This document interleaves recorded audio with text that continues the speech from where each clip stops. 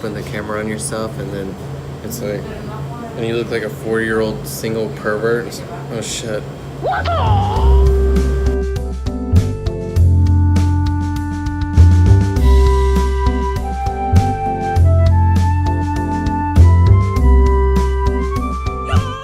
The hell was mine again? Ninja Zombies versus the Black Ops. Ninjas, extreme weapons. Ninjas versus monsters. Ninja Terminator.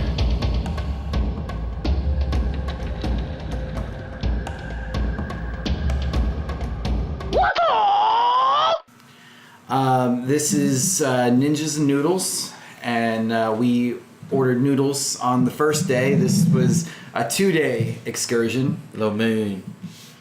That's how you say it, right? Lo Lo mein, yes. yeah. Is it lo mein or Lo mein. Lo mein, that's what we ate. Lo mein. The first movie we watched was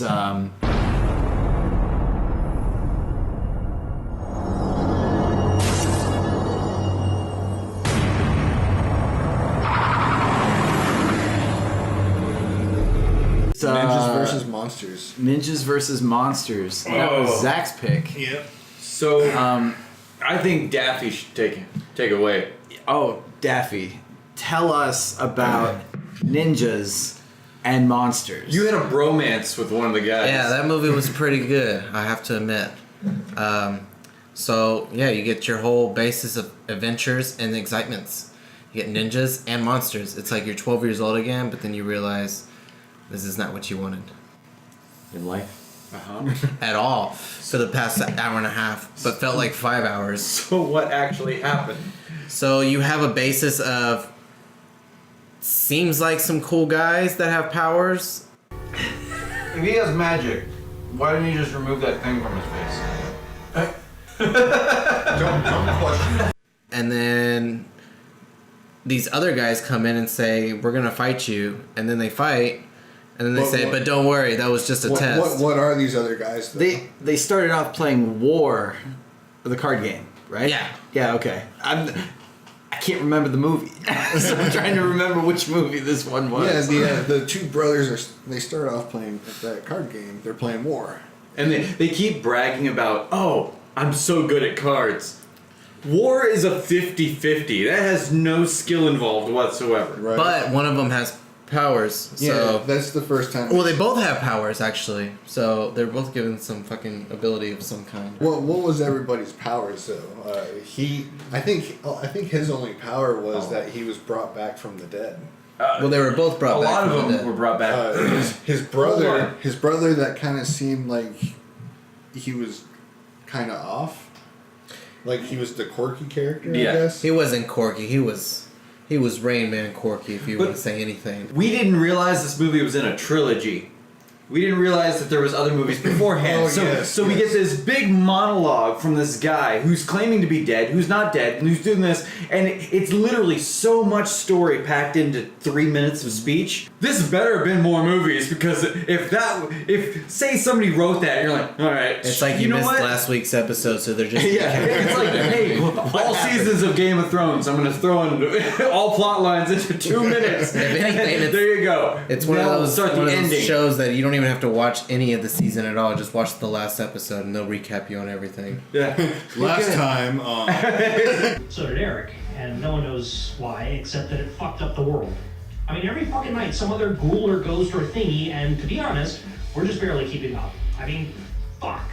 Well, you'll see. I need to calm down. Which brings us to tonight.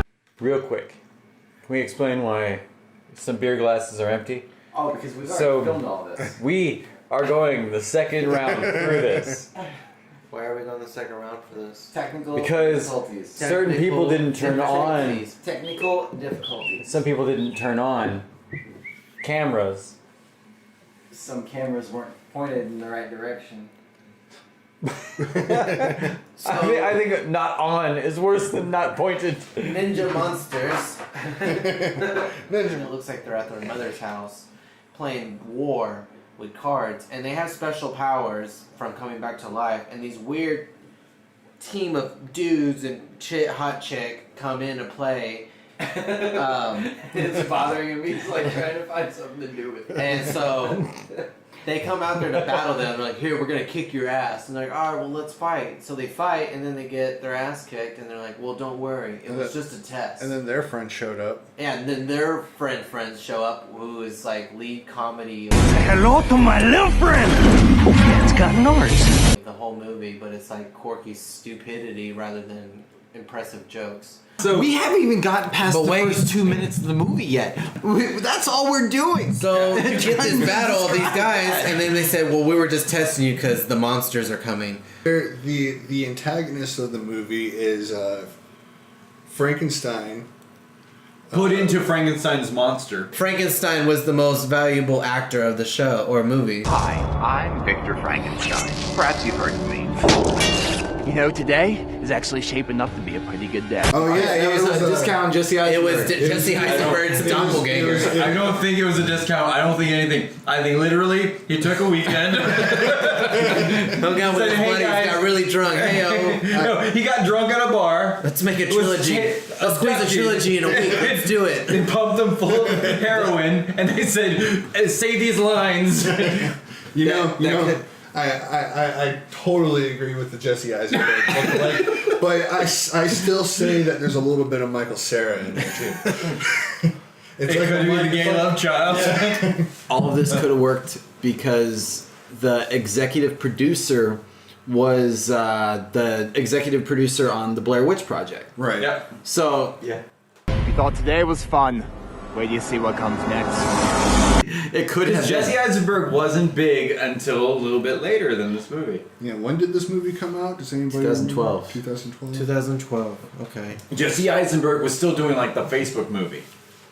So he wasn't so mainstream, but he was getting up there. It was. It wasn't Jesse Eisenberg. So We had a werewolf that was constantly Wolfman. He was constantly a werewolf. He never changed back to human, Yeah. so I guess you could say he's more of a wolf man, if anything, like a centaur. You wouldn't say a man horse. I like your logic. I didn't know that Tar was a horse. That's what watching these movies will do to you. We have Dracula. Dracula is. Oh yeah, Dracula comes into play as the team captain of the monsters. So you literally have a hodgepodge of somebody. mummy. One of the people get abducted. Okay, now they are being tortured for a little bit, and then escape.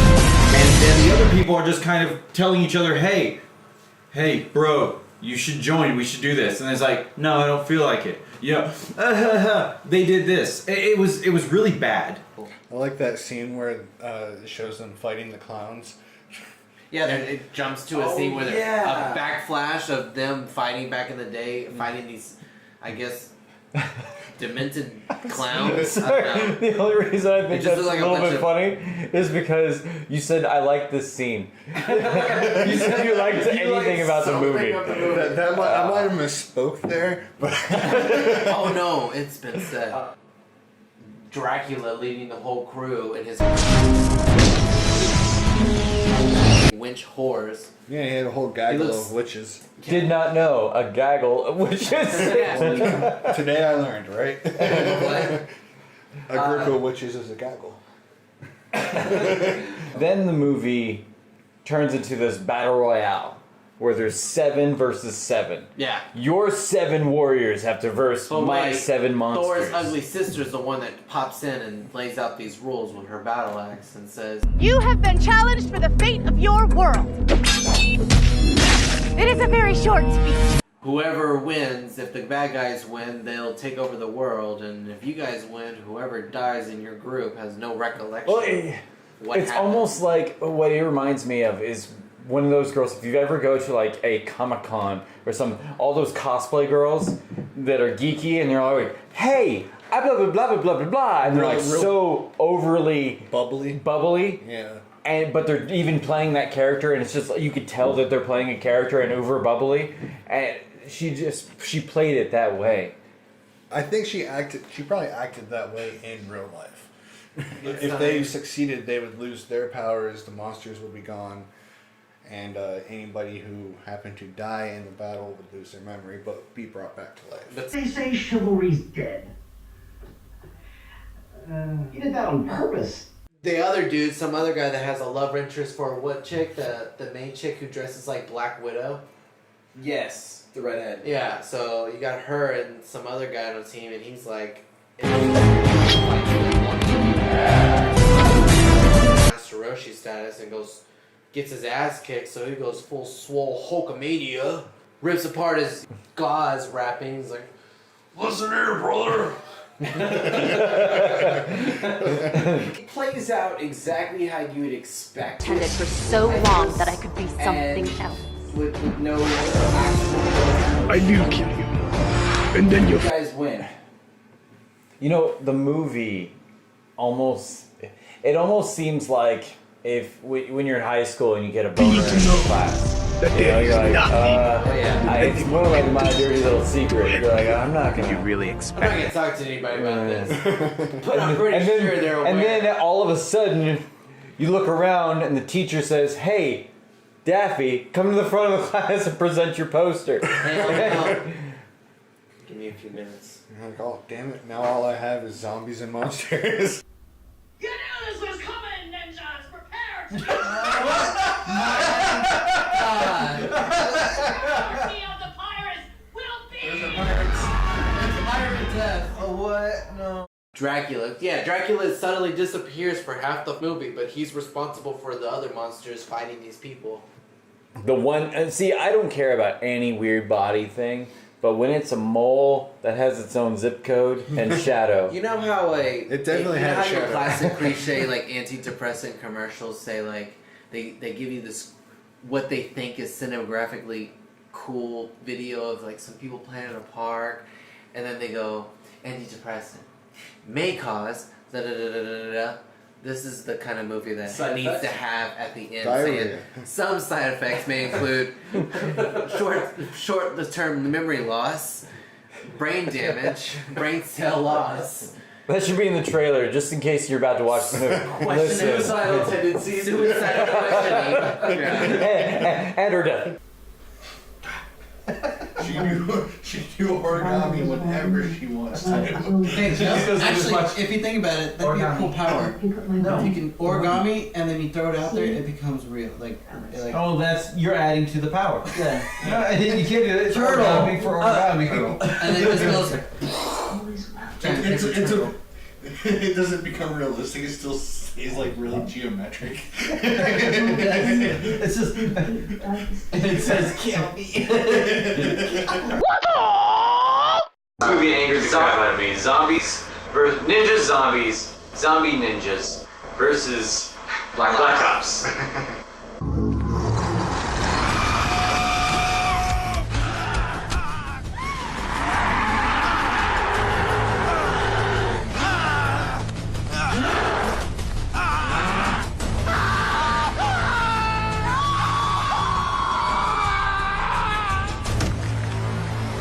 It's one of those. It's literally what you think. They step into action. There's no beating around the bush. The movie, it starts out as zombies just show up at what looks like a little gala, a little ballroom, and they just punch people and then twist their necks or throw them off the building. Neck cracking happens to be a very fond of zombies' favorite thing. It reminds me of drag racing, where you watch, you're so excited for the movie. It seems so awesome, and then it shoots off, and you're so excited still. And then about halfway down the track, you're kind of like, this is all it is. Yeah. And then when it sputters out, you're like, why am I still here? The movie was literally.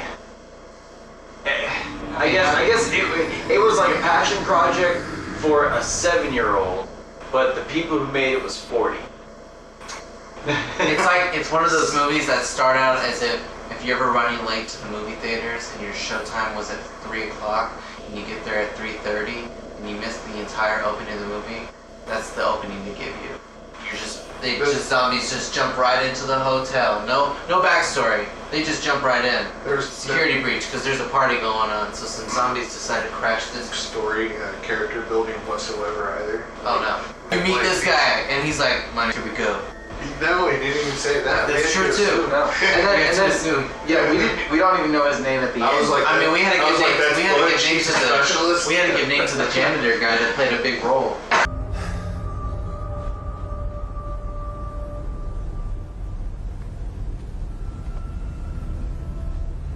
Kevin was his name. Bless you, Kevin. I think that was the only name we got.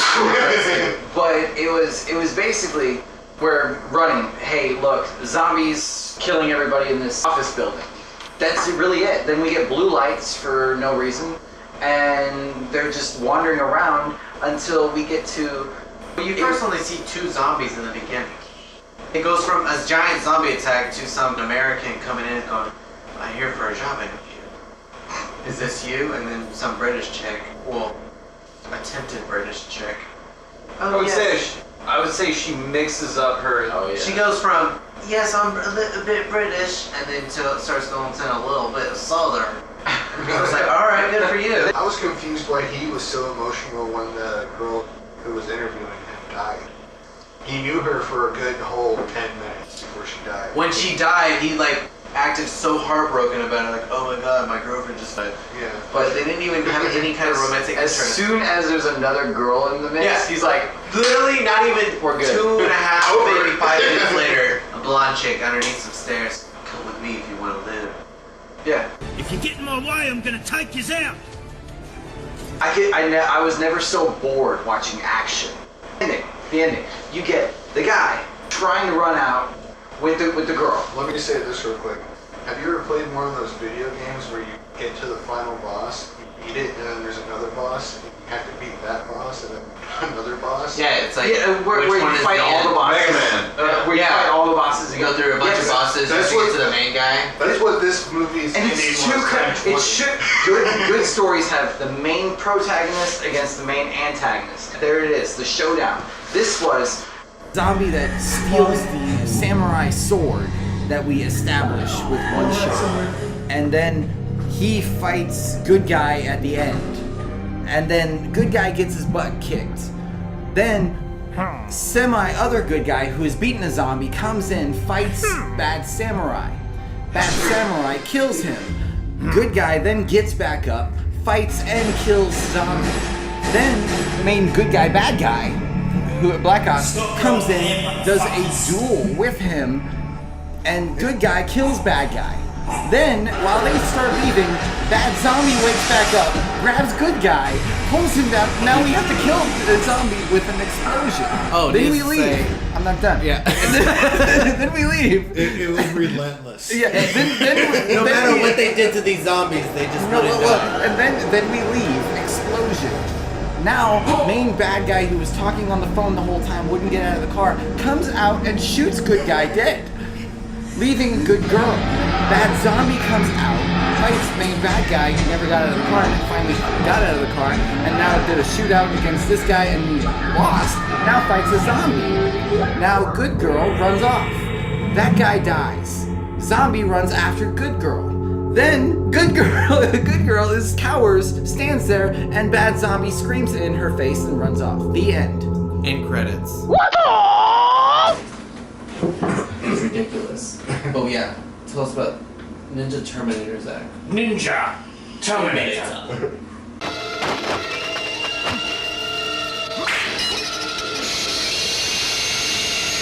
Damn, I feel cute today. Pretty sure it was 2 stories going on. I think it was 2 movies that were filmed separately and stitched together. Yeah, the next 2 films are actually exactly that way. Ninja Terminator has more of a cohesive storyline, but no, both the next 2 ninja movies were 2 different movies. Each movie, 2 different movies. Filmed at different times. Stitched together. Yep.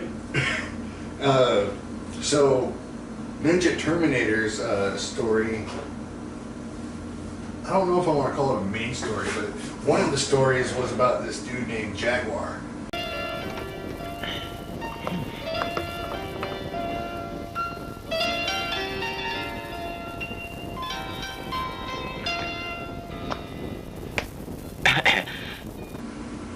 Jaguar. Oh yeah, Jaguar. Yeah, and he had his special martial arts skill, my Jaguar style.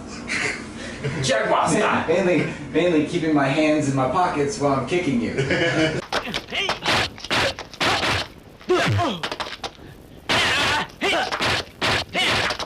The other story was the main story because they stole the Shrine of the Silver Monkey. Oh yeah, no, he put that together better than any 11-year-old could. Legends of the Hidden Temple. The Shrine of the Silver Monkey is literally on a pole and you just push it down. Come on.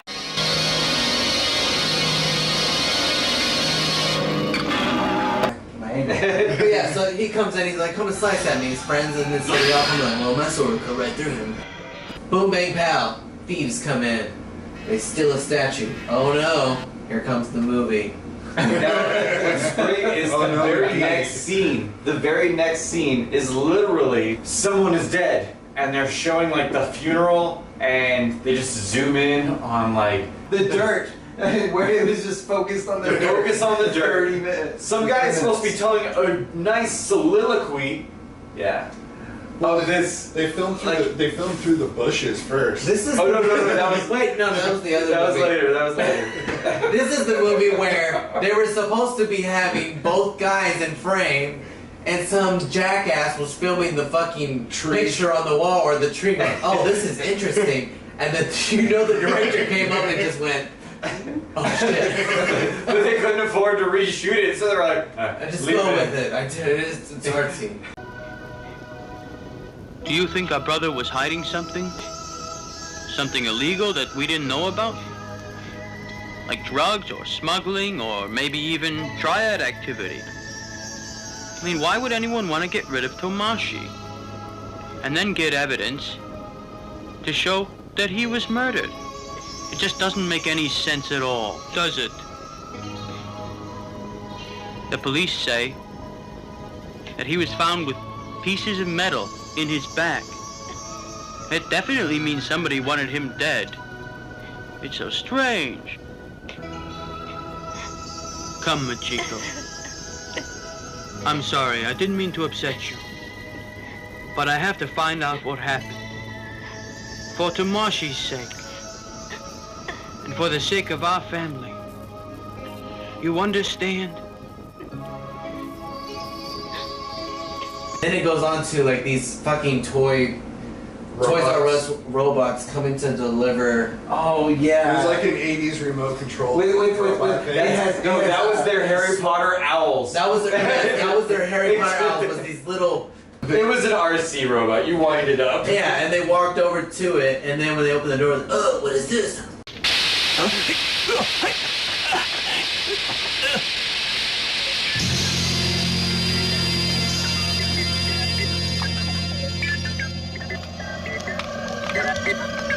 Yeah, they were delivering like VHS terrorist messages. Yeah. The only connection between Jaguar and the ninjas who stole the Shrine of the Silver Monkey was the Garfield phone.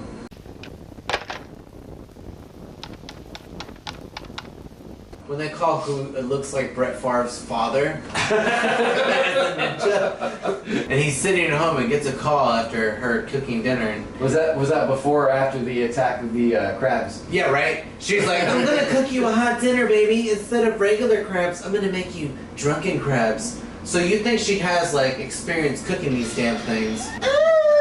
And all the crabs somehow fell off the counter, so now she's scared for her life, needing his help, and he throws I guess what looks like a shabab stick at it. He throws it's like a throwing knife right at it. It was like an envelope opener. He just throws a throwing knife right at it, and it just stabs the crab, and the crab's like, Still walking around. Bring it, bitch.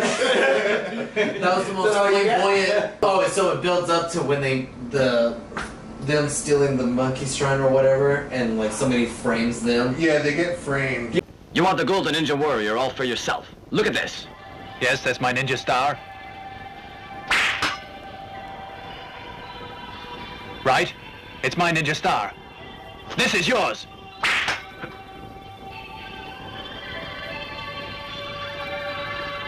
and thought since he's the leader, he should dress accordingly. I understand, sir. Bring me the body of that golden ninja warrior.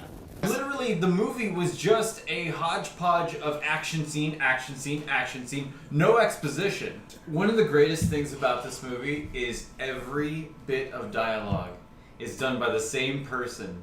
Do it. Hey, we should go do this. You're right, we should. And sometimes he does a southern accent. Y'all better do that. I mean, but it's the same guy. You can easily tell it's the same guy just doing.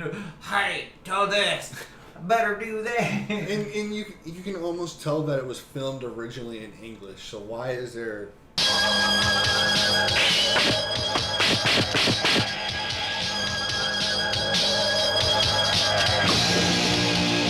Somebody right next to him he bumps into, and now they're like, oh, I need to teach you a lesson, and now they fight, and then that's it. So it's just constant, hey, look, confrontation moments until I fight the end bad guy in my own story. The blonde-haired guy. But then he finally just reveals and goes, ugh. Like, whoa, this guy has legit hair. Why is he not showing it off? We were all confused while this was happening.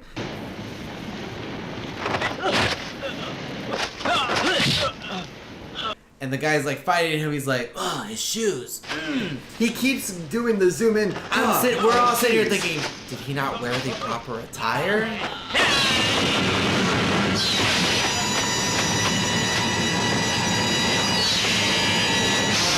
His shoes are like claws, just like the other guy has orangutan feet.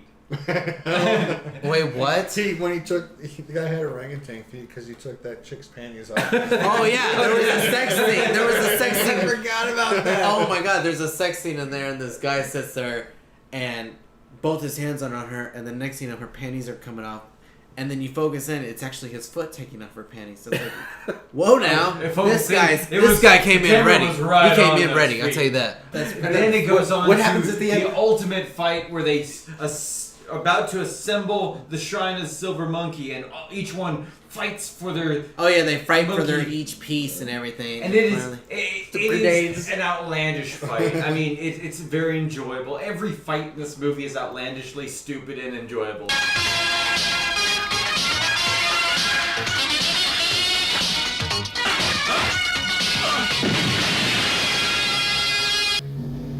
That's it. Hell yeah. No, what happened at the Wow. Well, he got all the pieces. Yeah, and he's the ultimate. He was so unhappy he blew himself up. He blew himself. He blew himself up with a move. So I guess I got the last one, right? Mm-hmm.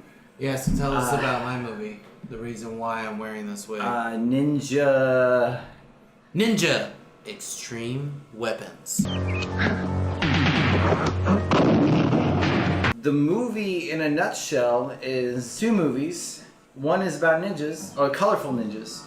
Almost had every color of the rainbow. They didn't have a yellow. That's the only one. I was looking they for had yellow. blue.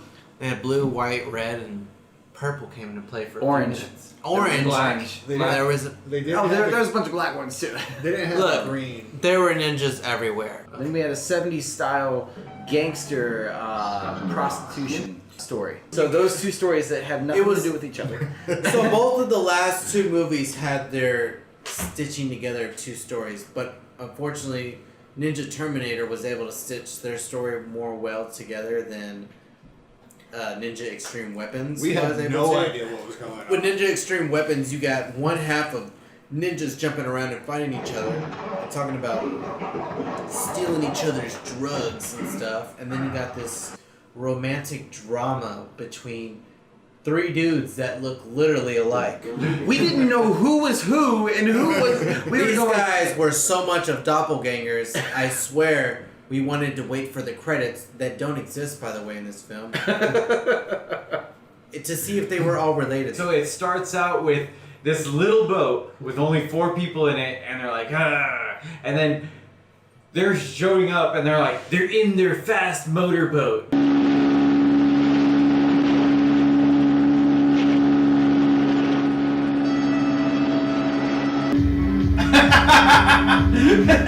That's him coming in. don't notice him. One of the main characters of the side story. Parasailing. Oh, this right dude is behind like him. straight up coming in on a parachute. He's connected to the airboat. So he's watching the whole time, and nobody can tell that there's a big guy flying. So while everybody's getting attacked on the beach, this guy is still waiting. Like, who's gonna get me down there? I love it when he comes down. The captain comes up and goes, "You did a great job." What did he do? Everybody else got shot He's down. like, no. Everybody just we all died. did Can a we pay great attention job. to the fact that our whole team is almost gone? I'm beginning to understand. Let's get spiritual, huh? American, so pretty.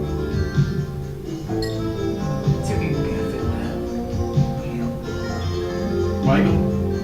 They're Asian. Just happy. Yeah, they're Asian. They're shrimps. They shrink in water. Literally, the beginning leaves so many questions because it'll go from these guys arrive onto the beach and they're trying to kill these guys. But now that these guys killed these guys that survived are going into the jungle. Now they meet a new pair of people. Uh-oh. Change of events. These guys are trying to kill them now. And next thing you know...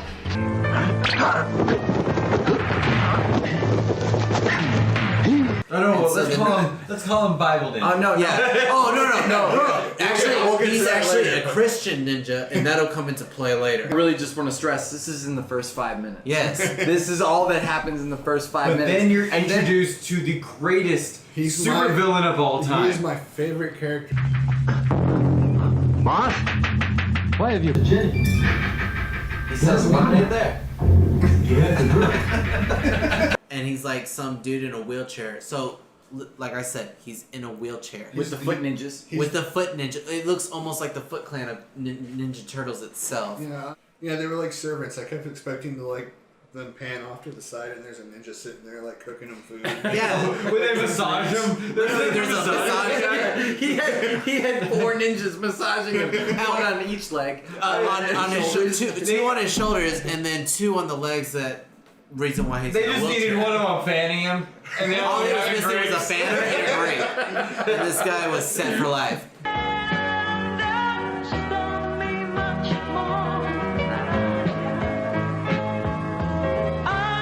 They were trying to attack the blue ninja and they were just mowing the lawn. Yeah, with their swords. They were There was a mowing the lawn moment when with they were swords. attacking the blue ninja. They're just doing the mow with the lawn technique. I was waiting for a paint the fence. And he trusted the red one better because he thought his son was Airhead. How do you remember this movie so much? Because It was amazing. It's his favorite movie. yeah, it was such a dope movie for me because it was so cheesy. 10 people in the sports car. We threw a little water on them.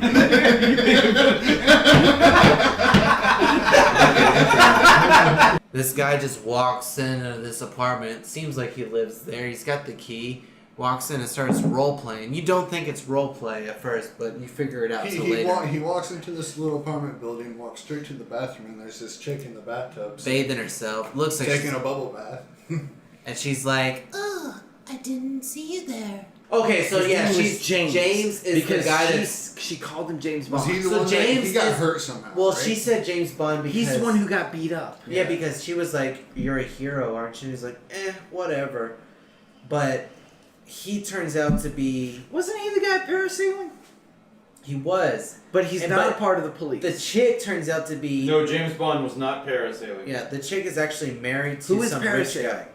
Oh, I don't know. That was the other guy. That looked like James That was Bond. Mutton Chop's guy. Mutton Chop's guy, yeah. Mutton Chop's guy. Wasn't this a ninja movie? Yeah, it used to be. We literally forgot it was a ninja movie. Yeah, there was a moment where we're like, hey, is there ninjas coming back into play? And then later on, it'll show you a 5-minute clip of a ninja battle. I want to see him.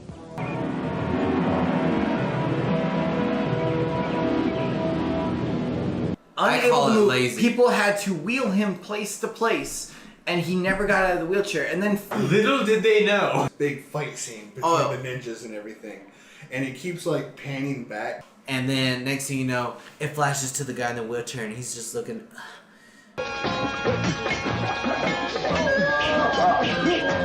It almost feels like he's putting on makeup. He's dolling up for something. You're like, why is it doing this? This is creepy. Is he touching himself? You get a whole sexual tension from this guy vibe. Little did you know that he was gonna become a fucking rabid weasel. Jumping 10 feet into the air. He jets out of the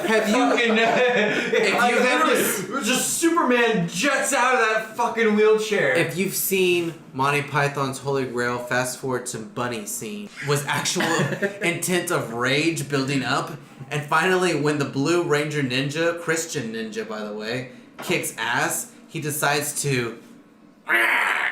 Everybody else laughed. I was in so much shock. I didn't laugh. I nearly jumped at first from the craziness of what just happened next. In this moment, I've never had this happen. In this moment, life went slow. We're sitting there watching a ninja fight scene, and then who looked like who could barely stand turns out the fucker can fly. And not just fly, he's in there, he's like, oh, and he pops up, he's like, guess who? Whoop, whoop. We are going to show this to you over and over again. I think 20 times is not enough. No, 20 times is not enough. That's why it's 25.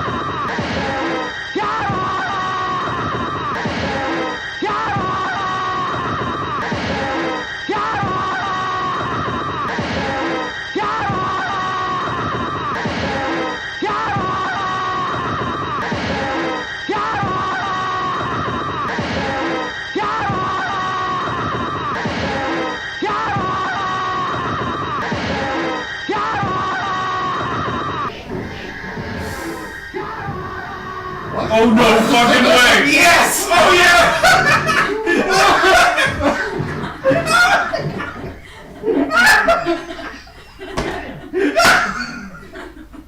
But you know what? At the end, Bible Ninja is tied up at the tree. He loses. Bible Ninja, yeah. They're like, we're going to kill you now, Bible Ninja. And he's like, oh yeah? And they're like, here's the drugs. They're like, get the drugs first. And then they're like, let's check it out. They open it. There's the gray and orange dildo. In my Shyamalan twist, there's an explosive in the briefcase.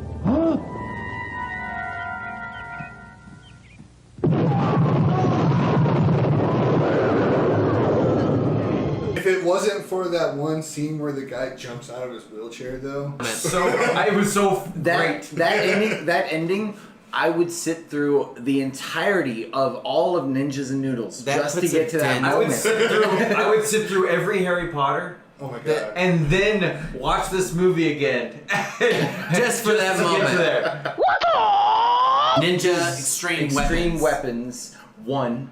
Yeah. Tonight. Yeah, and that's why we don't even have to talk about that. Well, I'm just saying that is his punishment. He had to wear hair the entire time. He could take the hair off now. Thank God. No, I'm put super glue on it, man.